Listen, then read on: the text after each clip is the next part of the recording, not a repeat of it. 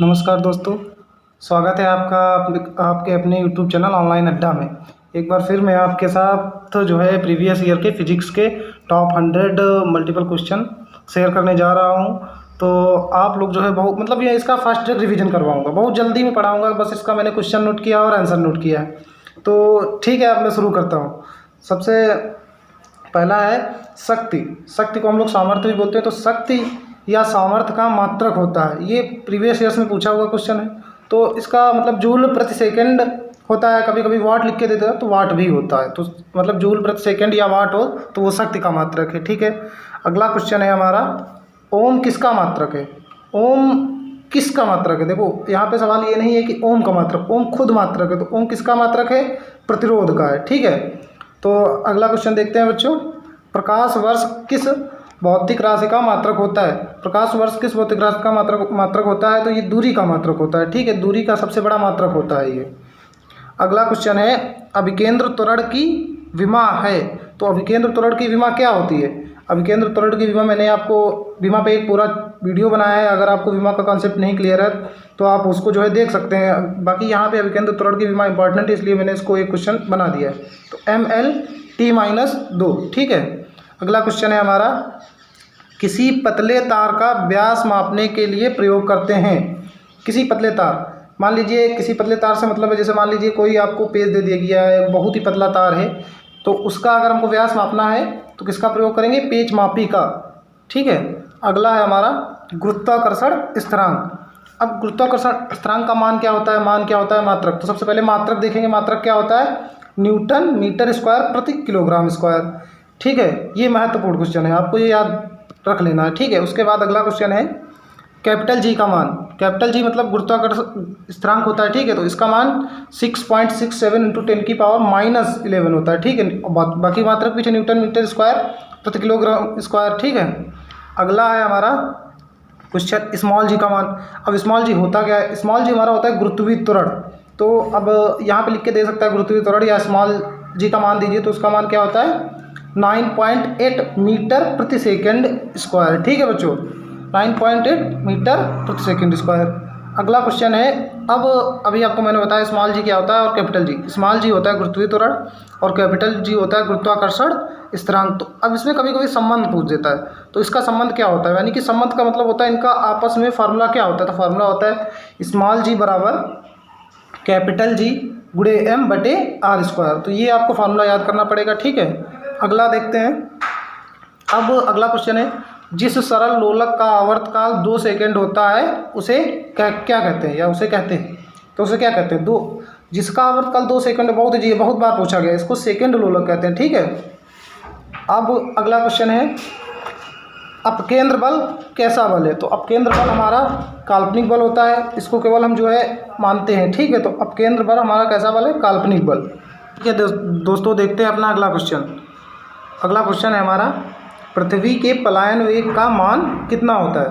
तो पलायन वेग आपको पता होगा क्या होता है? पलायन वेग मतलब वो वेग होता है जो पृथ्वी के गुरुत्वाकर्षण को, मान लीजिए कोई वस्तु हमने फेंकी तो पृथ्वी के गुरुत्वाकर्षण को पार करके जो है ऊपर चली गई, तो वो पलायन वेग कहलाता है। तो इसका मान कितना होता है? इसका मान होता है 11.2 किलोमीटर प्रति सेकंड। ठीक है, अगला है हमारा, अभिकेंद्र बल की दिशा क्या होती है? मतलब अभिकेंद्र बल किस दिशा में कार्य करता है? अभिकेंद्र बल और अपकेंद्र बल। तो अभिकेंद्र बल जो है केंद्र की अंदर की ओर करता है, मतलब केंद्र की ओर, और अपकेंद्र बल केंद्र की बाहर की ओर। ठीक है बच्चों, आगे देखते हैं। हमारा अगला क्वेश्चन है, घर्षण गुणांक का मात्रक होता है।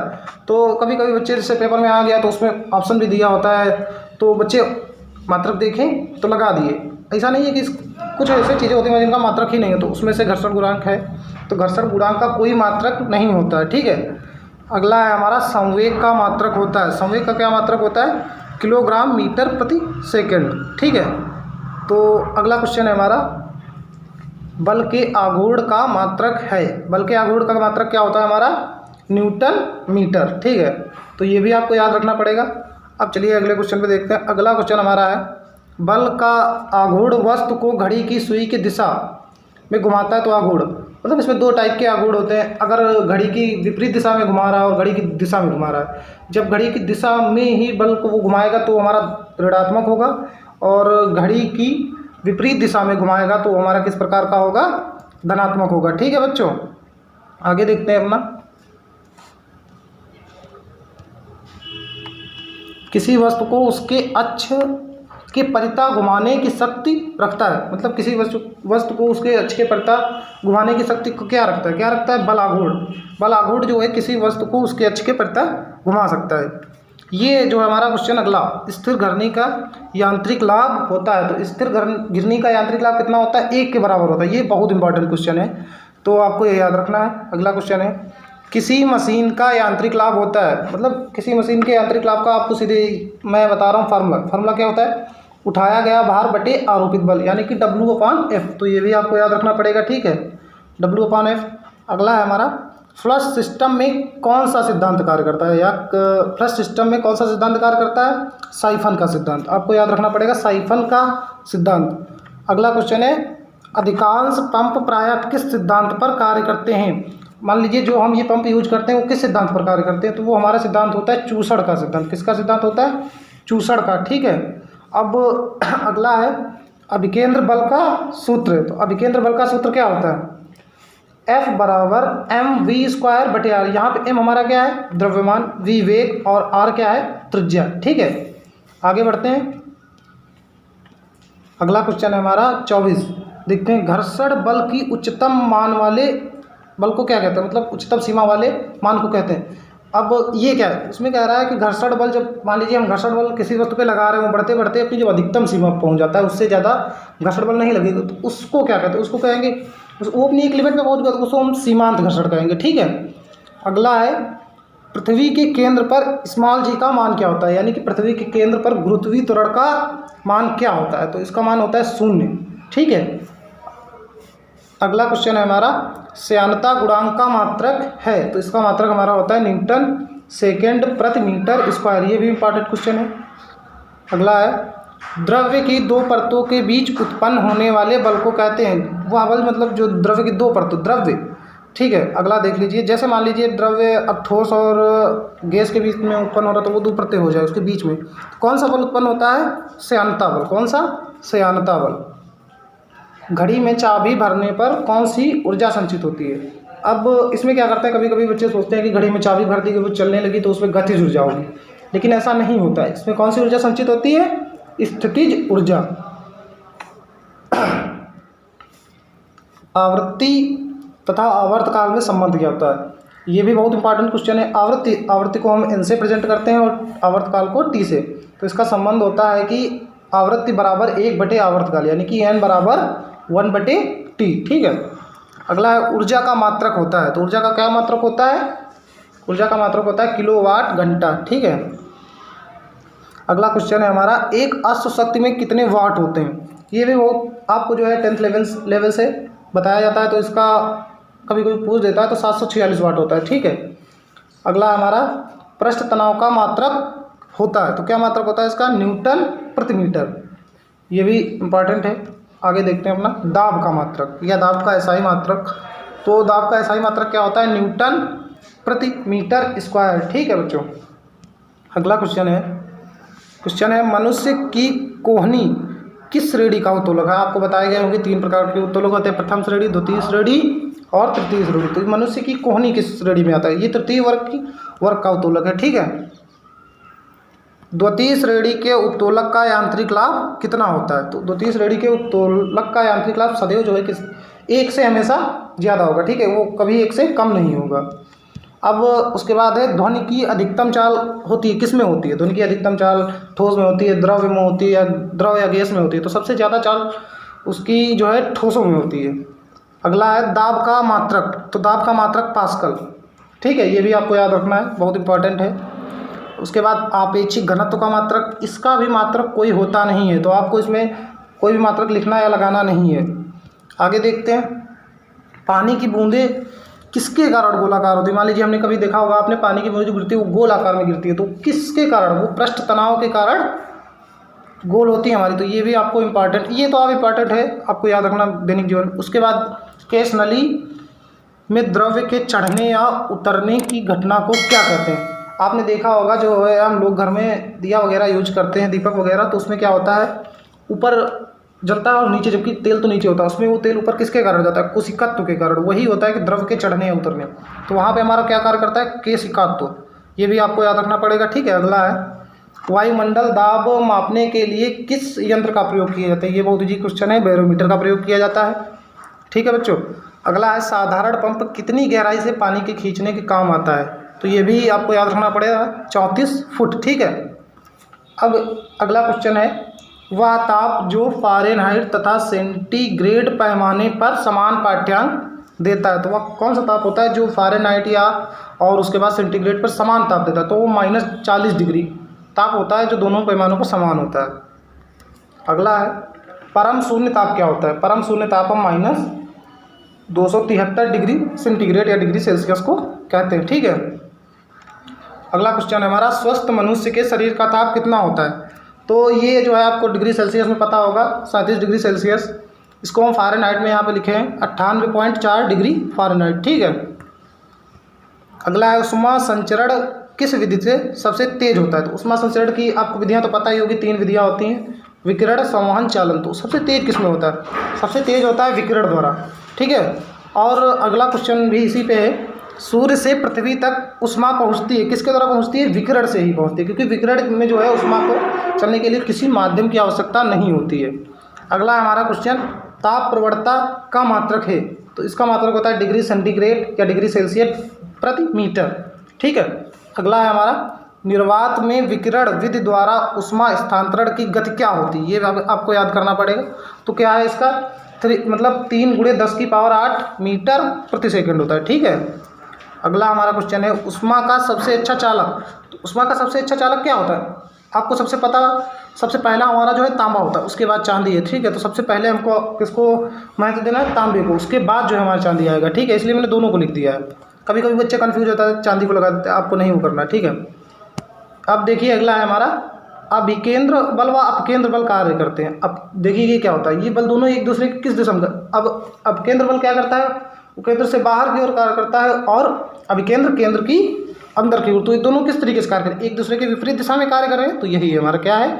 अभिकेंद्र बल और अभिकेंद्र बल कार्य करते हैं तो विपरीत दिशा में। ठीक है। ऊष्माधारिता का मात्रक होता है, तो क्या इसका मात्रक होता है? कैलोरी प्रति डिग्री सेल्सियस। ठीक है। अगला क्वेश्चन ऊष्मामापी का जल तुल्यांक का सूत्र है, इसका सूत्र होता है W = m/s। ठीक है। ये आपको याद रखना पड़ेगा। आगे बढ़ते हैं।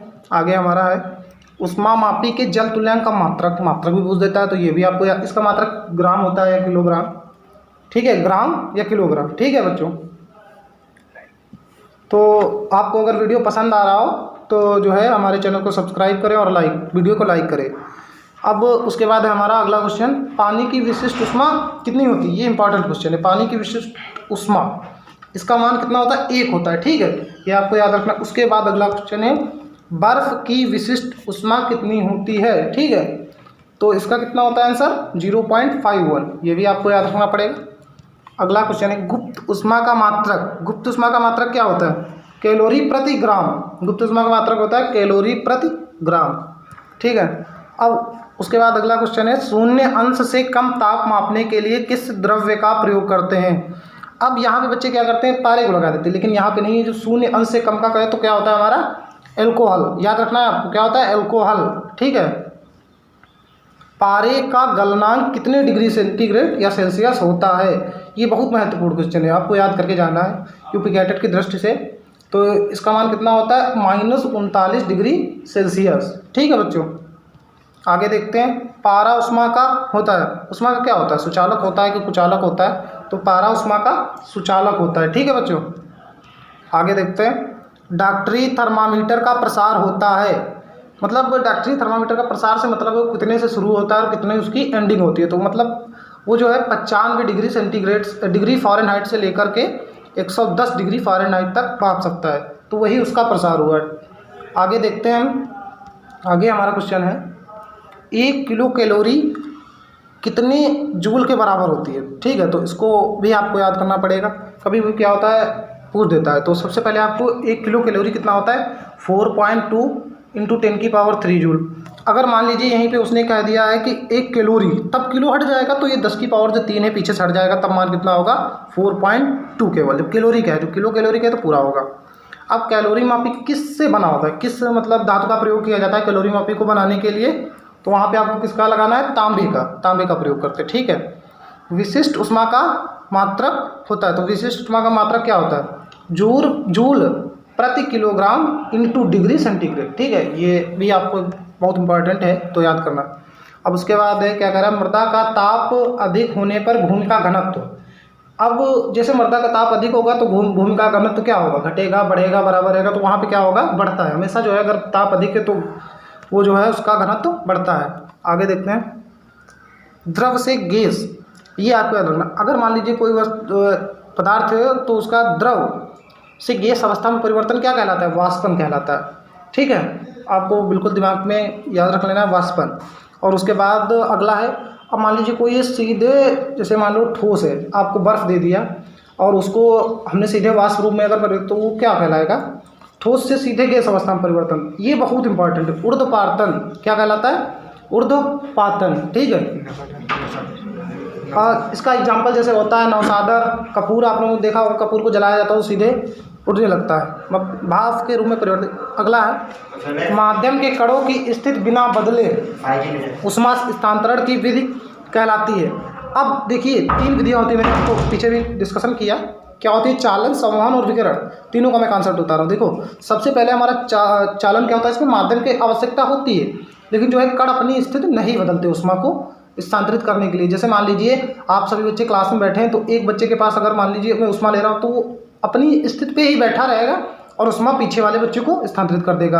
अब उसके बाद संवहन में क्या होता है, उसमें भी माध्यम की आवश्यकता होती है, लेकिन उसमें जैसे मान लीजिए आप फर्स्ट सीट पे बैठे हैं और आपको थर्ड सीट को देना है, तो आप उठ के जाएंगे। वही इसमें कॉन्सेप्ट होता है कि कण जो है अपने स्थान से जाते हैं तो वहाँ पर संवहन होता है। ठीक है, और विकिरण में उसमें माध्यम की ही आवश्यकता नहीं होती है। तो यहाँ पे क्या है, इसमें क्या कह रहा है, कण स्थिति बिना बदले, तो यहाँ पे कौन सा होगा, चालन। उसके बाद क्या है, ऊष्मा लेकर अणुओं द्वारा एक स्थान से दूसरे स्थान पर जाने पर ऊष्मा स्थानांतरण विधि, अभी मैंने आपको बताया क्या होती है, संवहन। अगला देखते हैं, ये संवहन, ये तीनों विधियाँ आपको क्लियर हो गई। आगे बढ़ते हैं, भाप के इंजन की दक्षता कितनी होती है, ये इंपॉर्टेंट है तो आपको याद रख लेना, 17% पूछ भी सकता है। आगे देखते हैं, ऊष्मा के यांत्रिक तुल्यांक का मान कितना होता है, तो कितना मान होता है, 4.18 जूल प्रति कैलोरी, ये भी आपको याद रखना है। अगला है, आपेक्षिक आर्द्रता का मान सदैव होता है, तो आपेक्षिक आर्द्रता का मान कितना होता है, सदैव 1 से कम होता है। ठीक है, आगे देखते हैं, आपेक्षिक आर्द्रता को किस में व्यक्त किया जाता है। जैसे मान लीजिए आपेक्षिक आर्द्रता उसको किस में व्यक्त करते हैं, तो इसको प्रतिशत में व्यक्त करते हैं। किस में व्यक्त करते हैं, प्रतिशत में। और जो है अगला है, वायु के वेग की दिशा। अब यहाँ पे क्या करा, वायु के वेग की दिशा ज्ञात करने के लिए किस यंत्र का प्रयोग करते हैं, वात दर्शक मोल, इसका प्रयोग करते हैं। तो अगर बच्चों आपको वीडियो पसंद आ रहा हो तो लाइक ज़रूर करें, इससे हम लोग को जो है अच्छा लगता है और जो है हम आपके लिए आगे भी वीडियो इसी तरीके से अपलोड करेंगे। हम लोग को पता है कि आपको किस चीज़ की आवश्यकता, आप ही बताएंगे, कमेंट में भी बताएं। अगला है, वायु का वेग ज्ञात करने के लिए, देखिए वहाँ पे था वायु की दिशा, अब यहाँ पे वेग, दिशा और वेग में अंतर होता है, तो यहाँ पे क्या किसका प्रयोग करते हैं, वायु वेग मापी। अब हिंदी में तो सबको याद हो जाता है, इसलिए जो है इसको इंग्लिश में याद करना, क्या होता है, एनीमोमीटर। पेपर में वो एनीमोमीटर ही हिंदी में भी लिख के देता है, तो ये आपको याद करके जाना है, क्या है, एनीमोमीटर, वायु वेग मापी, तो आपको याद हो जाएगा। आगे देखते हैं, वर्षा की मात्रा मापने वाले यंत्र को क्या कहते हैं, इसको क्या कहते हैं, रेन गेज। इंग्लिश में याद करना, हिंदी में तो वर्षा मापी हमको भी पता है, आपको भी बहुत इजीली है, तो इंग्लिश में क्या होता है, इसको रेन गेज, यही लिख के देगा वो। अब स्टीवेंस स्क्रीन का बॉक्स बना होता है, मतलब किसका बना होता है, वो लकड़ी का बना होता है, इसका जो है लकड़ी में, इसको बनाने में लकड़ी का प्रयोग किया जाता है। ठीक है, यदि सूर्य के उत्तर में कृत्रिम सूर्य दिखाई दे तो क्या होता है, तब कंडीशन ये होती है, तब क्या होगा, वर्षा होगी। ठीक है, आपको याद रखना।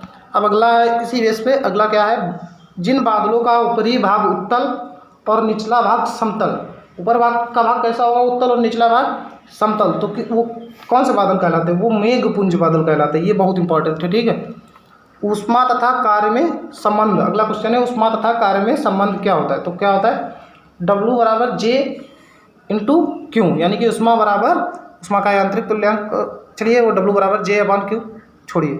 आगे देखते हैं, भाप के इंजन की दक्षता कितनी होती है, इसकी दक्षता कितनी होती है, 15 से 20%। ठीक है, ये भी याद करना है आपको। ओसांक ज्ञात करने के लिए किस उपकरण का प्रयोग किया जाता है। ठीक है, ओसांक मतलब ओस की मात्रा, तो ओस की मात्रा ज्ञात करने के लिए किसका प्रयोग करते हैं, आर्द्रता मापी का। ठीक है, अगला है वायु का वेग ज्ञात करने के लिए किस पैमाने का, वहाँ पे तो वायु का वेग ज्ञात करने के लिए किस यंत्र का, अब पैमाना मतलब जहाँ पे उसकी रीडिंग नोट की जाती है, तो कौन सा पैमाना होता है, वो बोफार्ट पैमाना होता है। कौन सा पैमाना होता है, बोफार्ट। ठीक है, अगला है चुंबकीय क्षेत्र की तीव्रता का मात्रक। चुंबकीय क्षेत्र की तीव्रता का मात्रक क्या होता है, न्यूटन प्रति मीटर एम्पियर या न्यूटन प्रति एम्पियर मीटर। ठीक है, आगे देखते हैं लेंज के नियम। अब एक नियम लेंज ने दिया था, उसको नाम पर इसको रख दिया गया था लेंज का नियम। तो ये किस संरक्षण के नियम पर आधारित है, तो किस ऊर्जा के संरक्षण के नियम पर आधारित है। ठीक है, अगला है संवेग का आघूर्ण क्या कहलाता है, या संवेग का आघूर्ण कहलाता है, तो क्या कहलाता है वो, कि क्या कहलाता है, कोणीय संवेग कहलाता है। ठीक है, सिंगल स्टीवेंसन स्क्रीन में तापमापियों की संख्या कितनी होती है, 2। तापमापियों की संख्या कितनी होती है, 2। अगला देखते हैं प्रकाश के वेग का मान, ये इंपॉर्टेंट क्वेश्चन है। तो कितना होता है मान, 3 × 10⁸ मीटर प्रति सेकेंड। तो ये आपको याद रखना है। आगे देखते हैं तरंग दैर्ध्य का मात्रक क्या होता है, मीटर। ये बहुत ईजी है। इसके बाद आप लोगों ने पढ़ा होगा आवृत्ति का भी मात्रक, आवृत्ति का मात्रक इंपॉर्टेंट है। आवृत्ति का मात्रक क्या होता है, हर्ट्ज जो होता है। ठीक है, आगे देखते हैं ध्वनि तरंग के एक माध्यम से दूसरे माध्यम में जाने पर क्या नहीं बदलता है। तो ये बहुत जो है यूपी बोर्ड में पूछा गया क्वेश्चन है, ये इंपॉर्टेंट क्वेश्चन है। तो ये क्या नहीं बदलता, उसकी आवृत्ति नहीं बदलती है। ठीक है, आवृत्ति सेम रहती है, बाकी कंडीशंस बदल जाती हैं। उसके बाद सरंगी तथा गर्त की सहायता से संचालित होने वाली तरंग होती हैं, सरंगग्रत। ठीक है, तो कौन सी होती है तरंगे, अनुप्रस्थ तरंगे। और उसके बाद जो है अगला है हमारा क्रांतिक कोण। क्रांतिक कोण जो है प्रकाश के परावर्तन, जब आप चैप्टर पढ़ेंगे उसमें होता है क्रांतिक कोण। तो इसका मतलब सदैव होता है। तो क्या होता है, क्रांतिक कोण क्या होता है, जब सघन माध्यम क्या होता है, सघन माध्यम का आपतन कोण। ठीक है, ये आपको याद रखना है। अगला है यांत्रिक ऊर्जा को विद्युत ऊर्जा में बदलने वाला यंत्र है डायनमो। ठीक है, ये भी इंपॉर्टेंट क्वेश्चन है। अगला है विद्युत ऊर्जा को यांत्रिक ऊर्जा, उसका उल्टा है। देखिए अब बिल्कुल सेम नहीं है, पहले था यांत्रिक का विद्युत, अब विद्युत ऊर्जा का यांत्रिक ऊर्जा, तो विद्युत मोटर का प्रयोग करते हैं। ठीक है, अगला है क्रीम सेपरेटर मशीन में दूध से क्रीम अलग होने का कारण, मतलब जब क्रीम सेपरेटर मशीन में दूध डाला जाता है, वहाँ पे क्रीम और दूध अलग किए, तो वहाँ पे कौन सा बल कार्य करता है, अपकेंद्र बल कार्य करता है। ठीक है, ये बहुत इंपॉर्टेंट क्वेश्चन है। आगे देखते हैं रॉकेट नोजल का मूल सिद्धांत। रॉकेट नोजल का मूल मतलब जो रॉकेट नहीं यूज करते हैं उसमें कौन सा सिद्धांत कार्य करता है, उसमें न्यूटन का तृतीय सिद्धांत कार्य करता है। आपको बताएगा न्यूटन के 3 नियम है, वहाँ पर तृतीय नियम कार्य करता है। ठीक है, अगला क्वेश्चन है पारे का घनत्व क्या होता है, या पारे का घनत्व कितना होता है। तो पारे का घनत्व होता है 13.6 ग्राम प्रति सेंटीमीटर क्यूब होता है। ठीक है, अगला भी हमारा बहुत इंपॉर्टेंट क्वेश्चन है। 100 पिकोफैरेडे इकाई है, किसकी इकाई है, ये धारिता की। तो बच्चों हम आपके लिए यहाँ पे 100 क्वेश्चन लाए, बहुत इंपॉर्टेंट ये क्वेश्चन है, पूछे गए प्रीवियस ईयर के क्वेश्चन है। और हम आपका जो है यहाँ पे फास्ट रिवीजन करा रहे हैं। तो आप लोग जो है अगर आपको वीडियो पसंद आया हो तो लाइक करें, और वीडियो को अधिक से अधिक शेयर करें, और हमारे चैनल को सब्सक्राइब जरूर करें। ठीक है बच्चों, धन्यवाद।